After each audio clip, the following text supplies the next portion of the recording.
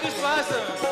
मेरे घर आएंगे भगवान, मेरे घर आएंगे भगवान, मेरे घर आएंगे भगवान, मेरे घर आएंगे भगवान। ओ मेरे घर आएंगे भगवान, मेरे घर आएंगे भगवान, आएंगे भगवान, मेरे घर आएंगे प्रभु मेरे घर आएंगे भगवान, मेरे घर आएंगे भगवान, मेरे घर आएंगे भगवान, मेरे घर आएंगे भगवान। ओ मेरे घर आएंगे भगवान, मेरे घर आएंगे भगवान, मेरे घर आएंगे भगवान, मेरे घर आएंगे भगवान। हाँ मेरे घर आएंगे, मेरे घर आएंगे, मेरे घर आएंगे भगवान।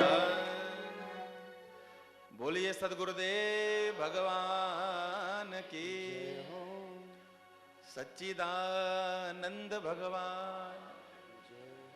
जीवन में सत्यता होगी तो चित्त शुद्धि हो जाएगी, और चित्त शुद्धि हो गई तो आनंदानुभूति होगी, सीधे छलांग नहीं लगाई जाएगी।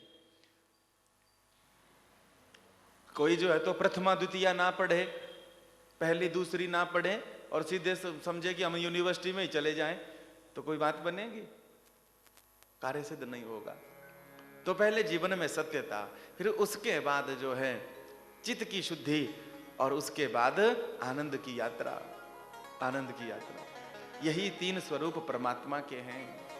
ये बांसुरी पकड़े हुए हमारे गोविंद हैं, लड्डू गोपाल जी हैं, ये सब इन्हीं भावनाओं को जो है तो इन्हीं संतों की भावना के रूप बनकर प्रभु बैठे हैं।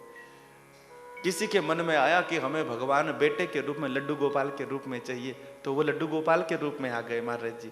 किसी ने कहा कि वो हमें बांके बिहारी के रूप में चाहिए, तो बांके बिहारी बन के आ गए महाराज जी। किसी ने चाहा कि हमें जो है तो राधा वल्लभ चाहिए, जो ठाकुर श्री राधा जी के चरण सेवा कर रहे हो, तो ठाकुर जी वैसे बन गए महाराज जी।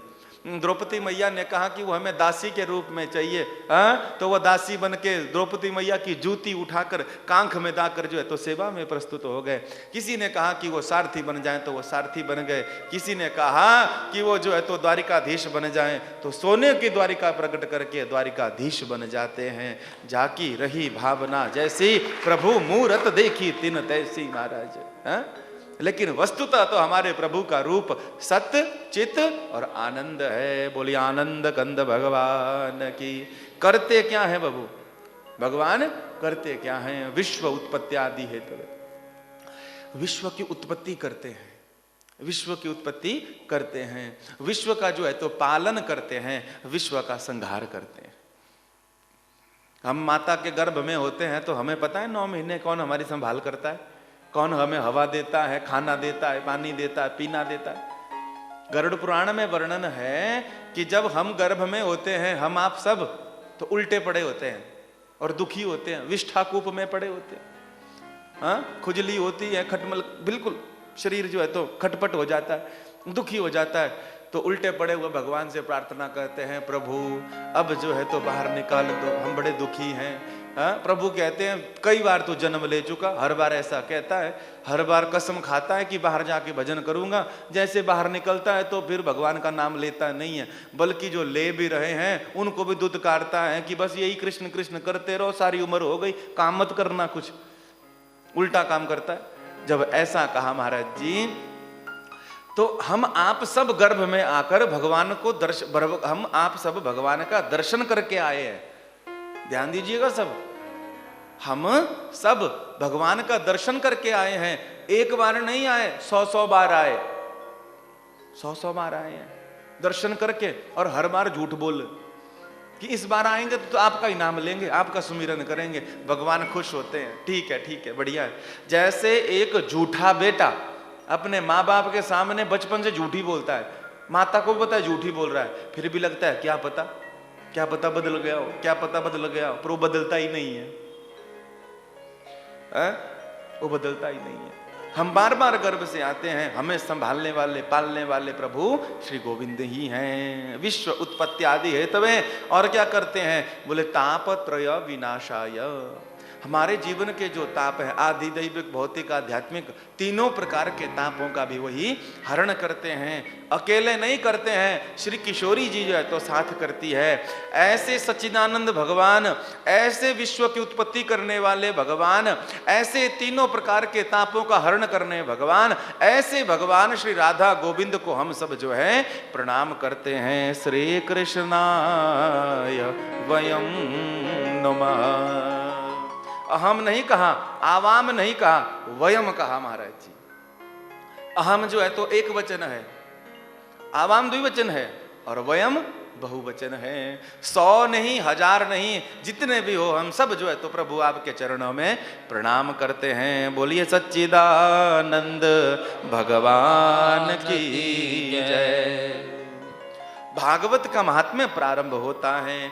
हमारे भारतवर्ष में बड़े श्रेष्ठ श्रेष्ठ तीर्थ है महाराज जी। उन्हीं में से एक तीर्थ नैमिषारण्य तीर्थ। उस पावन तीर्थ में शौनक आदि 88,000 ऋषि विश्व शांति का यज्ञ कर रहे हैं। आज भी अज्ञात रूप से कर रहे हैं।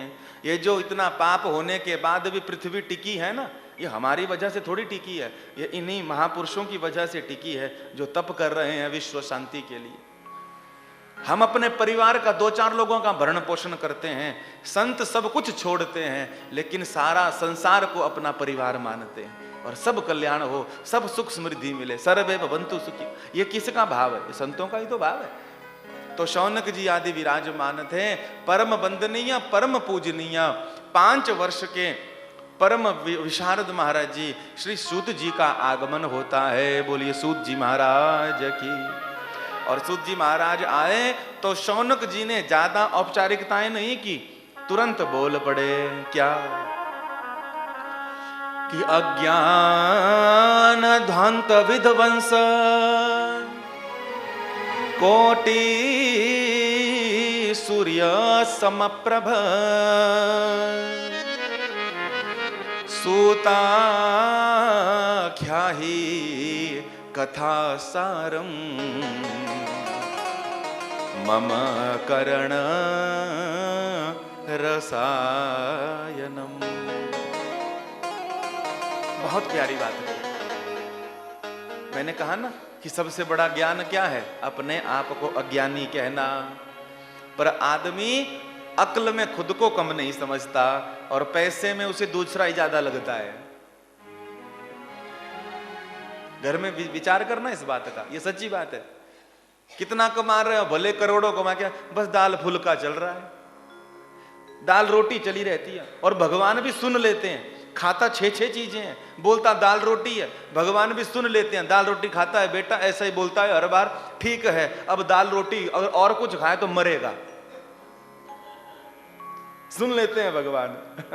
अशोक जी महाराज होता है ना ऐसा कि सरस्वती एक बार जिभा पे बैठती है और कभी वो बोलता रहे दाल फुल्का चला है, दाल फुल्का चला है। दाल भगवान कहते हैं तथास्तु, खा दाल फुल्का। और खाया तो बस सीधे गया, वो दाल फुल्के में लगा रहता है। अब होता है कि ये भी खाएं वो भी खाएं, वो नहीं खा सकते। सिंधी कड़ी तो छूटी जाती है, ये कोकी वो की क्या क्या सब छूट जाते हैं महाराज जी। हाँ, इसलिए यह कहो, जब भी कहो ये कहो मौज में है, मुतमईन है, आनंद में है। भगवान क्या हो रहा है, भले कुछ भी हो जाए लेकिन कृपा हो रही है। कल हम सुना रहे थे ना विनोद भैया की बात, उनसे इससे ज्यादा कष्ट क्या होगा महाराज जी युवान अवस्था में।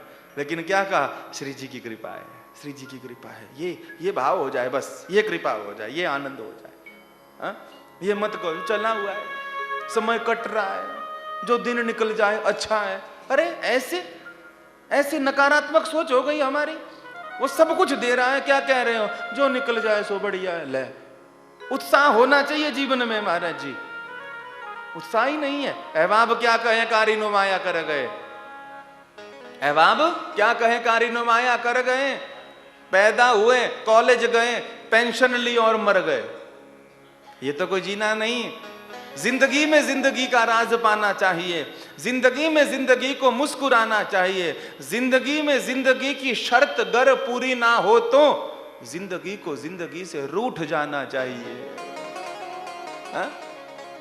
जीवन में उत्साह हो, आनंद हो, अज्ञान ध्वांत। धन्यवाद है महाराज, धन्यवाद है।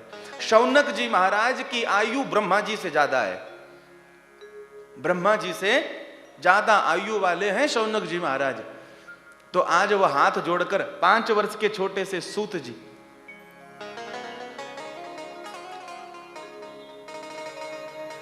और छोटे से सूत जी को हाथ जोड़कर क्या कह रहे हैं, प्रभु अज्ञान ध्वांत विध्वंस कोटि सूर्य समप्रभ। हम तो अज्ञान के अंधकार हैं और आप ज्ञान के सूर्य हो, एक नहीं कोटि सूर्य, करोड़ों सूर्यों के समान आपका प्रकाश है, ज्ञान का प्रकाश है। बोले तो प्रभु सूताख्या ही कथा सारम, हे सूत जी महाराज मुझे आप जो है तो कथा नहीं का, सभी श्रोता गण सुने क्या कहा, मम कर्ण रसायनम, इससे पहले कहा सूताख्या ही कथा सारम। कथा नहीं चाहिए, कथा सबको याद है, बोले कथा नहीं चाहिए, कथा का सार। जब बीमारी हो जाती है तो साधारण पानी काम नहीं आता, काढ़ा बनाना पड़ता है। 4 गिलास पानी और सुखा सुखा के 1 गिलास बच जावे उसे काढ़ा कहते हैं, उसमें औषधियां होती हैं और उसको पियोगे तो कार्य सिद्ध हो जाएगा। बोले सीधी सीधी कथा नहीं चाहिए, हमें कथा का सार चाहिए, और ऐसा सार आप प्रदान करो जिससे हमारे अंतःकरण का अज्ञान रूपी जो अंधकार है वो दूर हो जाए। बोलिए भक्तवत्सल भगवान। कह दिया प्रभु आप जो हैं परम समर्थ हैं, क्यों, चिंता मणिर लोक सुखम सुरद्रुहु स्वर्ग संपदम। चिंतामणि क्या करती है, चिंतामणि से नाम से पता लग रहा है जिस चीज का चिंतन करोगे वो मिल जाएगी, जिसके पास चिंतामणि हो जो चिंतन करे मिल जाएगी। दूसरी बात, लेकिन चिंतामणि में कमी भी है क्या, चिंतन जो है तो जगत की चीजों का जो व्यवहार किया, गाड़ी बंगला पत्नी पति ये सब मिल जाएगा, लेकिन परलौकिक सुख नहीं मिलेगा, आनंद नहीं मिलेगा। दूसरी बात क्या कही, सुरद्रुहु स्वर्ग संपदम। अगर सुरद्रुह कहते हैं देवताओं के वृक्ष को, कल्प वृक्ष को, कल्प वृक्ष की यह महत्ता है कि कल्प वृक्ष के चरणों में कोई बैठ जावे और कल्पना करे कि प्रभु हमें इंद्रलोक मिल जावे, ब्रह्मलोक मिल जावे, चंद्रलोक सूर्यलोक मिल जावे, प्रजापति का पद मिल जावे, तो कल्पना करने से कल्प वृक्ष आशीर्वाद दे देता है, इंद्रलोक मिल जाता है, ब्रह्मलोक चंद्रलोक मिल जाता है। लेकिन ना चिंतामणि में वो समर्थता है, ना कल्प वृक्ष में वो समर्थता है, जो किस में है, बोले महाराज जी वो समर्थता है प्रियच्छति गुरुहु प्रीतो वैकुंठम योगी दुर्लभम।